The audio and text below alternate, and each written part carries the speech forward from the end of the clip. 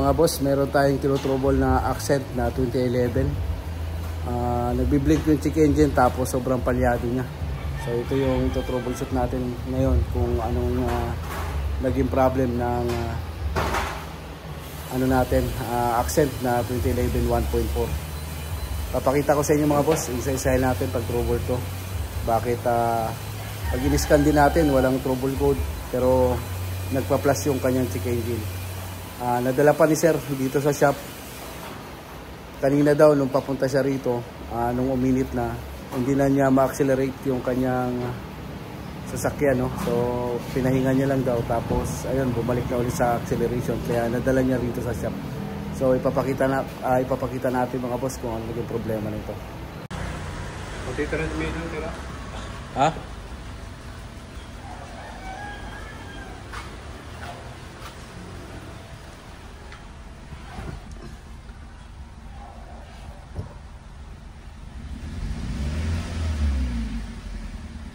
Mamalag, oh.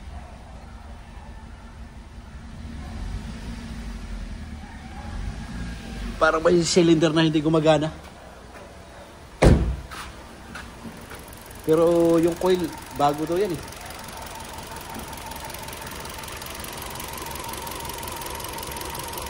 Bunutin mo isa-isa. Bunot nga tayo isa-isa kung anong walang function dito. Kabigye! Number 1 hindi gumagana. Ayan o, hindi nagbago. Nagpa-plus siya. Tapos, ayan, ito, okay. Sige, start mo ulit.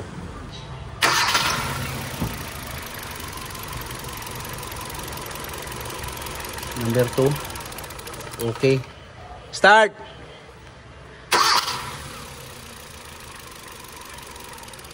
Number 3.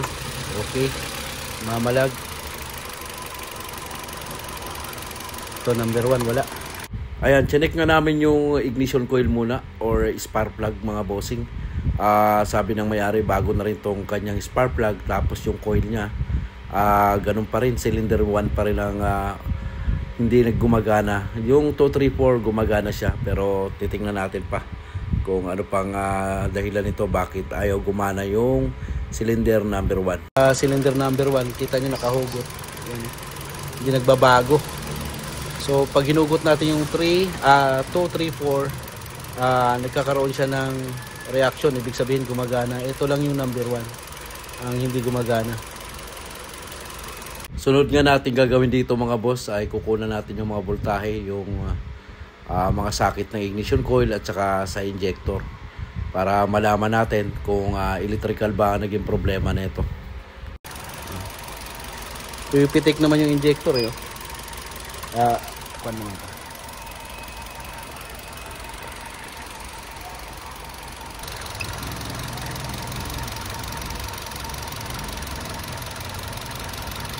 Ilang drain?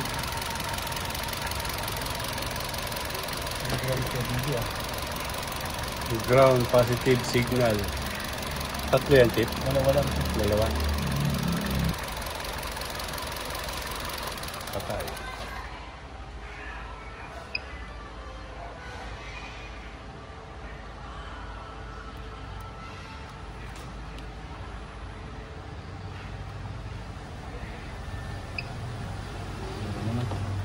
Palitin mo nga yung coil. Si number 1 ang hindi gumagana. Palitin mo nga ito. Oo. Dahil number 1 nga ang hindi gumagana, ang ginawa namin, pinagpalit muna namin yung ignition coil. Yung number 2, nilagay namin sa number 1 para makasigurado tayong walang problema yung coil. Pero sa tester natin, medyo mataas yung voltahe niya. So yan, pinagpalit na natin.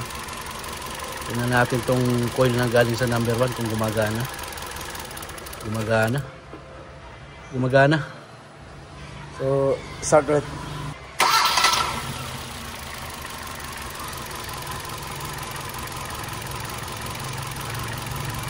Number 1 talaga wala.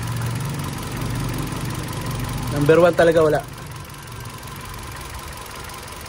Pinagpalitan natin yung coil. Pagpalitin mo naman yung spark plug. Patay ulit.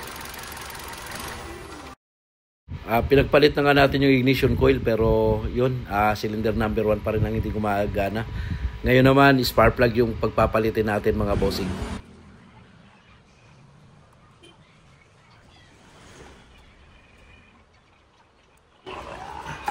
Okay, start again. Pinagpalit natin yung spark plug. Kalat pa. Try natin. Gumagana. Gumagana number 2. Sige, isa pa. Start.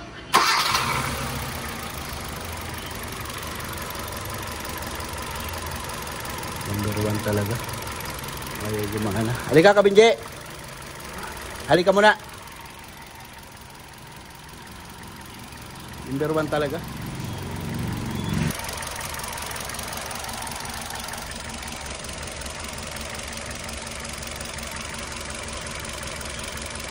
Electric, lagariin mo. Lagariin mo. Ang 14. 14? 14 ba? Ba't puro positive? Ha? Ba't puro positive? Sino mga tipong iba? Bigyan mo. Positive. Puro positive. Dapat negative yun eh. Ano yung box? Patay mo. So, dapat negative signal. Wala, puro positive yung output. Check natin yung ano guys, yung mga bossing, yung ECU. Check natin ECU niyan. Sarado mo muna ang bintana. Tapos ilabas mo yung susi. Kalasin mo yung ECU. Computer box. Magsawang dali. Yan na. Ayan na mga bossing. Sunog yung ECU. Computer box. Patay. Ayan o.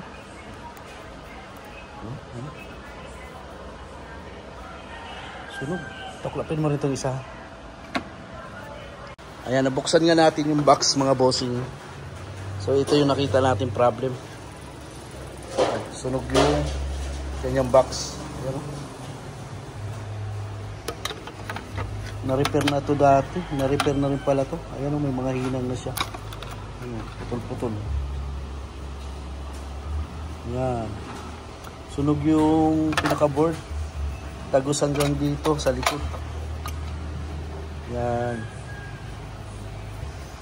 Try natin kung may makuha tayong box nitong Hyundai Accent. Ayan o. Ayan, dumating na nga kagad yung computer box natin. Surplus lang tong kinabit natin mga boss. So hindi brand new yung naikabit natin kasi pang-budget meal lang yung budget ngayon ni sir. Titesting natin kung gagana na ba tong computer box natin na surplus.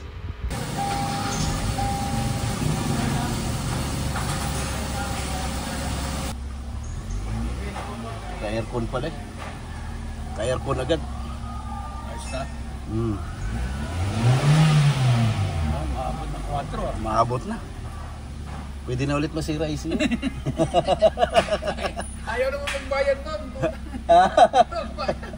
Sa'yo lagi abonado, sir? Oo eh. Umalis eh. Okay Dok. Pwede na ulit masira. Pwede na ulit. Wag naman, wala, mag-astra. Ay, nako. Road test. I-ano mo na to. I-lock mo ng maayos yung ano dol. Yung mga coil. Tapos yung lock dito. Mamaya yung lockpick. Mamaya na? May tapusin ko lang ito. Alright, sige. Pagkatapos palitan ng box, nagbi-blink dati. Ayan. Hindi na kasi ma-repair mga boss. Butas na yung board. Yun. Butas na siya. Road test na natin to.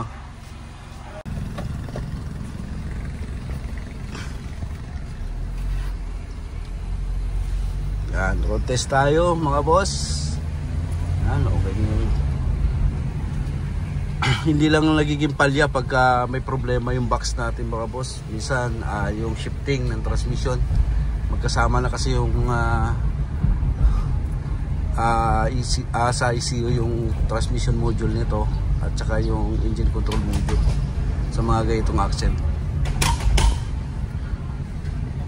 Pagka may na-encounter din kayo mga ganitong accent na umaandar pa, palyado, tapos nagbi-blink yung check engine, so pa-check nyo yung mga ganon, yung box.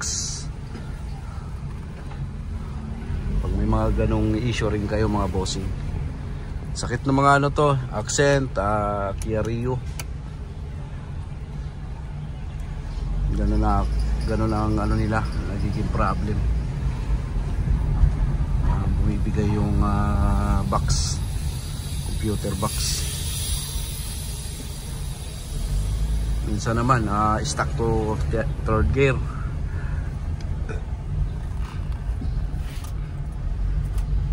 Yung problem nila.